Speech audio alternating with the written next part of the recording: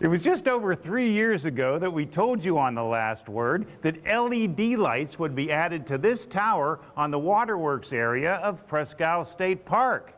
3 years went by and no lights. The wait is over. The structure, called the Waterworks Gear Tower, is now lighted, and it's beautiful. This iconic tower does not disappear anymore when the sun goes down. It stands proud, beaming into the night on the northern shore of Presque Bay. The lighted tower was worth the wait, but what took so long? One reason was a discussion to light the tower with solar power.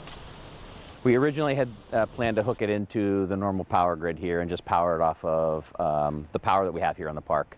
After some conversations, we said, boy, wouldn't this be a nice kind of fitting thing to show a little bit of sustainability and a sustainable energy kind of thing. There also were discussions about whether to illuminate the tower with lights at the bottom shining up or with lights at the top beaming down.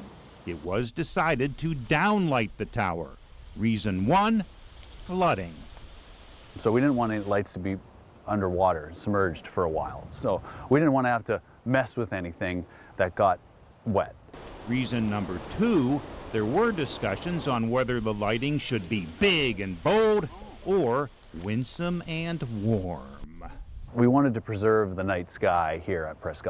We didn't want light just kind of going everywhere, you know, the entire year. Everyone involved in the lighting project is proud to highlight this tower.